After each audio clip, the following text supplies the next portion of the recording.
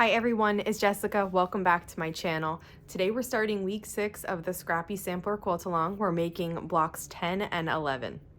We have the whole top row completed. Now we're starting on the second row. And we have two 6-inch blocks to make this week. So the first one is this applique block, and the second one is this block. So let's get started. Our first block this week is an applique block. I have my template here. This is below. You just need to download it and cut it out inside the lines just like last time, and I've noted that on the paper. I have my fabric roughly cut out. It's about 1/4 of an inch seam allowance. This might be just a little bit bigger. If it gets in the way, I'll trim it. And I am going to prepare this shape using, the freezer paper method. This isn't freezer paper. This is the Quilter's Mylar template, but it works the same way as a freezer paper. So I have my shape. I have some starch on my paintbrush here, and I'm just going to start by painting this top edge. Once this edge is nice and wet with starch, I'm just going to fold it down with my fingers. This curve goes really nicely. Don't need to make any cuts in it. It just folds over beautifully. After it's set, I just take a look at it from the back and from the front, make sure that it's really nice. It is. And then next, I'll just pick a side to work on. I'm gonna work on the right side. And I'm just going to get some more starch here and paint this side of it. Yeah, I lost the lid to my starch container, so this is like the edge of a potted plant. It's the only thing I could find right now when I was using this, but it works. Okay, after I have that side wet, I'm gonna start at the corner here. And what I do is I fold this over so that it's in line with the template. And then I fold it back right onto the shape and press. And then I'm gonna continue and just press this edge right up against the template.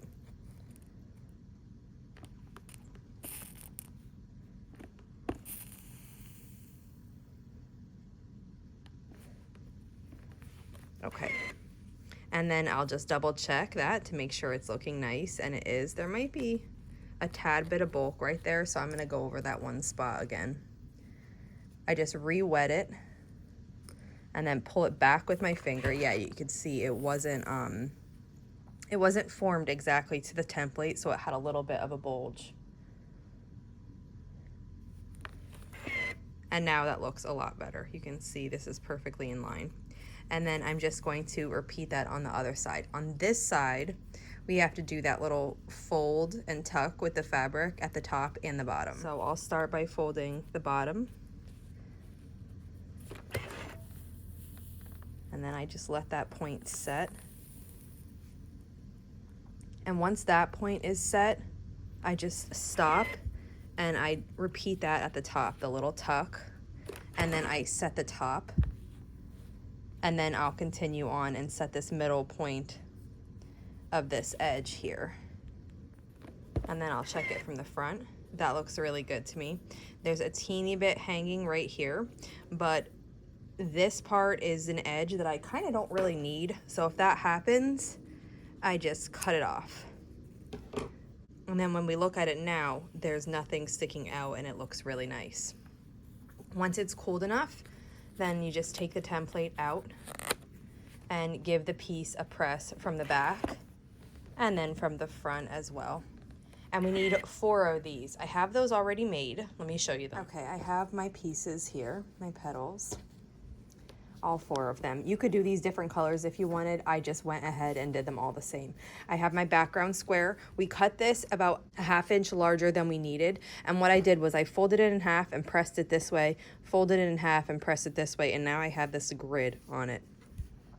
And then what I do is I just use the grid to help me align these and get them in the center. Now, you can kind of do anything you want in terms of placement of these. You can put them more towards the middle, you can put them straight in the center, you can make it kind of random and have some going, a little bit closer to one grid line than the other, and it's really just totally up to you. But you get your pieces on there and then you applique them in whatever way you like. I am going to go ahead and hand applique these.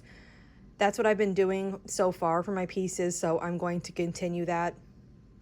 You could machine applique them with a straight stitch if you have your edges tucked under. You could use a fusible and fuse them down and then stitch, or you could use an applique stitch. There's lots of ways, so you can pick the one that you'd like to do best, and I'm going to just go ahead and hand applique this now. I've been working on this and I'm on the last part, so I'm running out of glue stick here, but I usually just put a little glue stick on to help hold, depending on the shape that I'm doing. This one I'm trying to match up the center is really nice, so I've been doing glue. And then I just stick it down so it stays. And then when I start sewing this, I start at the point, because that's the area that I want, you know, definitely matching. And if some of this back waggles a little bit when I'm sewing this front, then it doesn't matter to me. But I definitely want this point in. So I'm gonna start there. And I take my first stitch. I just hold the point right where I want it. And then I come up with the needle through the point of the applique shape and then right down where I want it. And that's going to start securing that center really nicely there.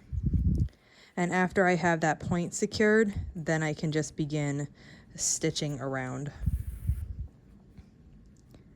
I have white thread. It's just what I'm using. You could match your shape or your background. I think, you know, people have opinions on what you need to do, but I really think it's up to you. So I'm just using white. You can see it sometimes, but I'm okay with that also.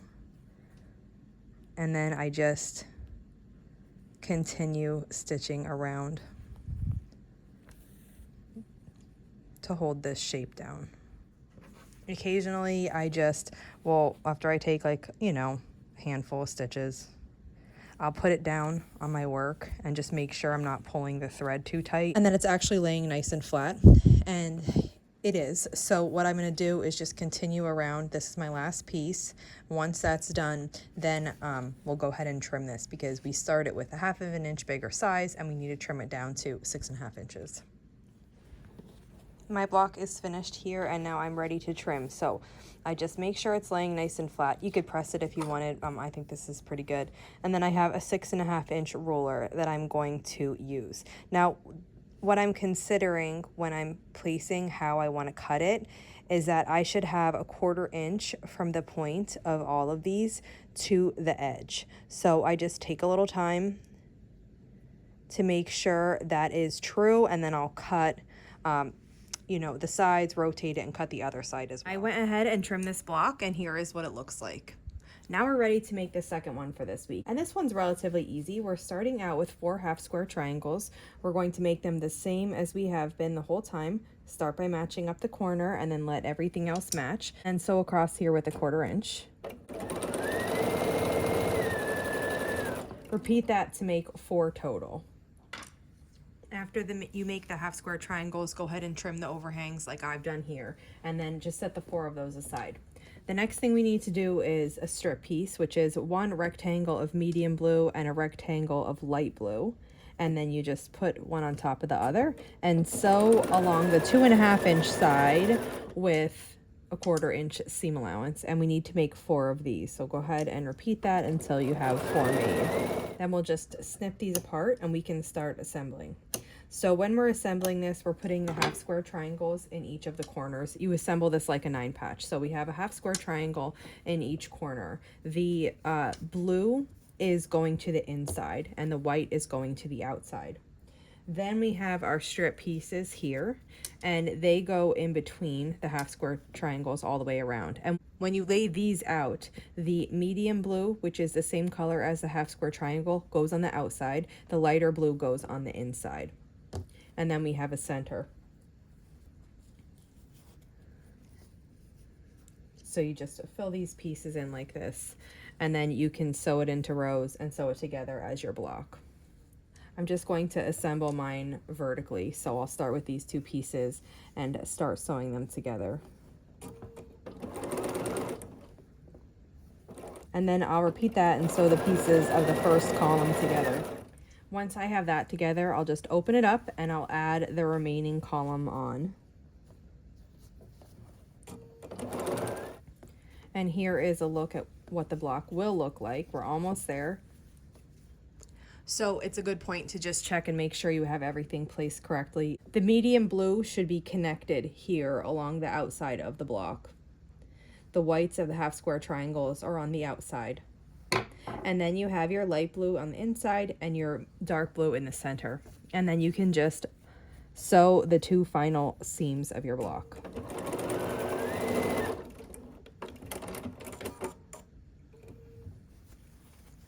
And here's what the block looks like when it's finished. That wraps it up for today. We've made both of our blocks. We have the applique block and the piece block. If you have any questions on these blocks, just let me know. And if not, I'll see you back here soon. Thanks for following along.